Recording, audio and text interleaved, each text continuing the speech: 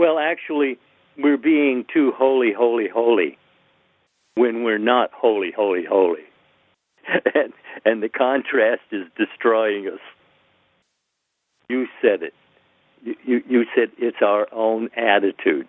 And actually, that's what all the great minds down through the century have all agreed upon, is that man is living his attitudes. Good or otherwise, choose this day. Go ahead. I like what you said about the holy, holy, holy. Many of us, we see these people. We hear a Linda, we hear a Neville, we see a Joseph Murphy. We see these different people, and we ascribe in our minds that they must walk like this, they must talk like this, they must dress like this. We have in our minds what a spiritual person is to be. And the truth of the matter is, we're just like you. The only thing is that we've come into an understanding that God in us, not apart from us, not outside of us, is our hope of glory. That we are spiritual beings, sons and daughters of God, having a human experience. And in that, you still have your shortcomings, you still have those vices that some of us deal with. Being in a place of understanding that you are God's, and as you think you are, doesn't change the human aspect of who we are. But nor does it make us less of children of the divine. We're still wholly, completely, totally sons and daughters of God. Do you have anything to add to that? As long as you don't doubt it. Absolutely. A word answered all that you said. And you know, it actually that is its nemesis. The fact that it's actually as simple as it is. I didn't say it was easy. Yeah. Okay, no, you never heard me say it was easy. It's simple. And it's a good thing it was simple, because otherwise I certainly wouldn't have gotten even a hint of what they were saying.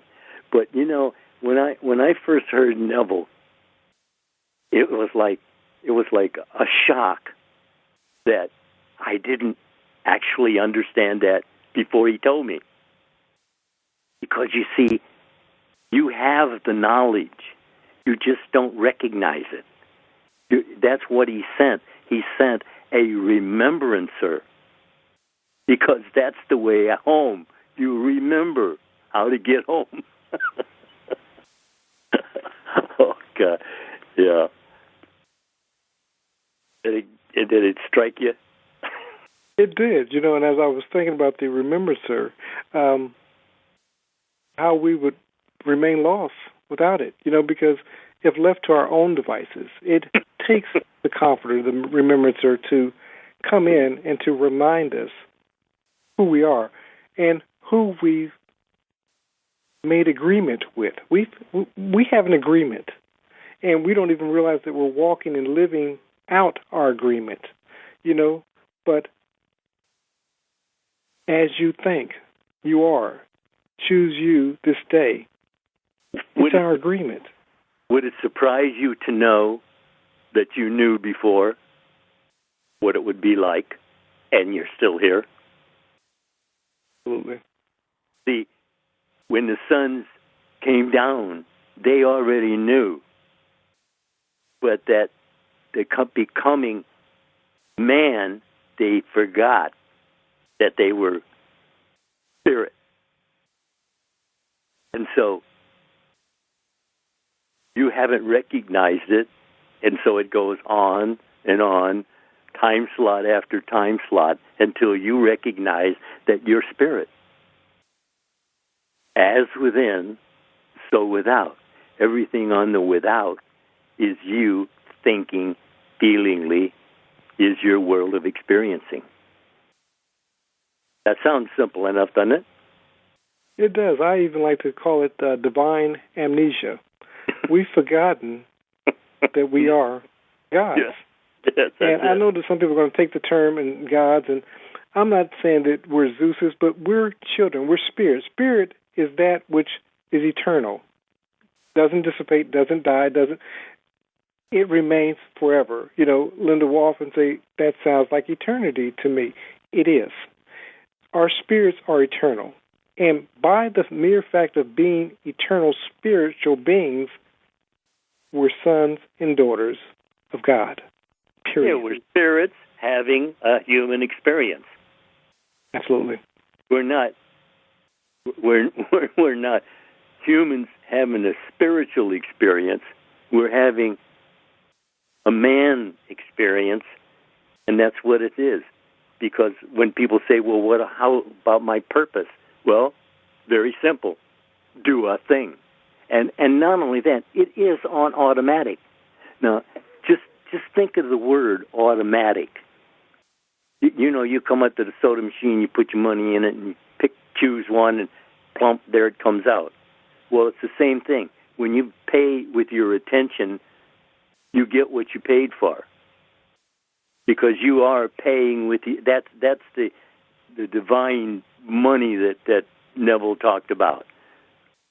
Spiritual money is your thought, feeling, and that is sent to subconscious mind, whose only purpose is to produce your world in accordance to the model it receives from your thinking and feeling. Now, if that doesn't really scare you, I don't know what will. I like the way that you use the paying attention, and the byproduct of your paying attention is your world of imagining. So whatever you're experiencing right now, that's your payoff for paying attention. But there's always a payoff. Yeah, it is a trade-off. Especially if you're not choosing. Absolutely. What was the one thing you're given? Choose this day. Well, in other words, it's telling you choose your life, because this day is your life, and God is your life, because He's all things to all. And if He tells you to enjoy it, why wouldn't you try to enjoy it? I say try, but I mean do it. Do a thing. Certainly. It's not try; it's do it. You make up your mind to do a thing, to be it, and that's what you are. And what you're not is what you haven't made up your mind to be yet. but every day is a choice of choosing. What are you choosing? That is a question. You said something. It's a powerful question, because you've kind of given even the answer when you said, if you're not being a thing, it's because you've not chosen to be that thing. And many people want to aspire to different levels in their lives, for example.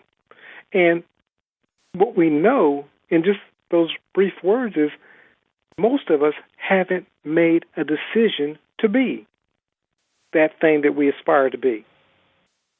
Just the idea of making a decision before anything. What for dinner tonight? Just making a decision to do something that's required for a start. Because you ain't going to do it until you think about it, and what you think about is what you are going to do. So make sure that what you're thinking about is lovely and of good report. Absolutely. It's just, like I said, what's being said, and because we say it often, and many of you may have heard it a few times, it's easy to miss. But creators, you need only to decide the person that you want to be, and then do a thing, and you shall have the power. And that thing is be it. Be it. Absolutely. That's it. Just be it. Have a dream. We're told that when the people fail to dream, they start to die. Mm-hmm. I mean, that's what's happening. The country is in a mood, and that mood is turning into a disaster. But you can change your mood. But it's really hard to change a disaster. Yeah, really, don't you think? Absolutely. And the thing is, as we know, I mean, feeling is the secret. And we have a whole bunch of people right now operating from a place of fear. Only thing you can reproduce from a place of fear is more of what you're fearing. Yeah. We have to see. Go ahead. No, I'm just saying you're making a kind. When you're afraid, that's a kind of feeling. And it's going to be reproduced by subconscious mind because as far as subconscious mind is concerned, that's what you want. Yeah. And so you get it. Are you happy now? And many of us would be tempted, well, no, that's not what I wanted. What I wanted was peace and harmony and wellness, but that's not what you're thinking on. I have a series called The Metaphysical Ten Commandments, and in one of them, it talks about thou shalt not steal. The thing is, many of us are attempting to steal, and what I mean by that is we're trying to manifest in reality what we do not hold in consciousness. You cannot, I repeat, you cannot Yeah, that's right. manifest in reality what you do not own by way of consciousness or your predominant thoughts with feeling. You can't. You may even temporarily happen upon, let's say, prosperity. You may stumble upon prosperity. Maybe you hit a lottery ticket. But I assure you, you will not keep that money long. And in the having of the money, you will still feel impoverished. You have to get in the state of the thing that you want to possess. That's the only way you can keep it. Jesus called it have and have not. He says, to him who has in consciousness, to him he shall receive more. But to him who does not have in consciousness, even that which he has in possession will be taken away from him. You can't keep it, creators. You have to be that person. Do a thing. Be that person. That's it.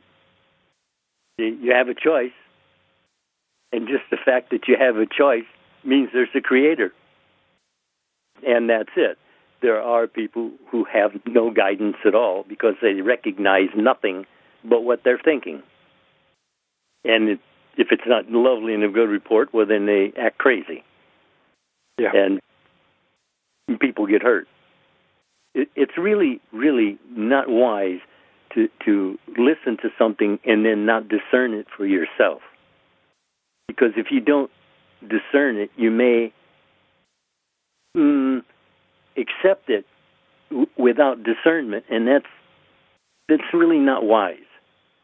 Because you can be led into things that are definitely not lovely and of good report, which you can tell by television that it's predominant. Yeah.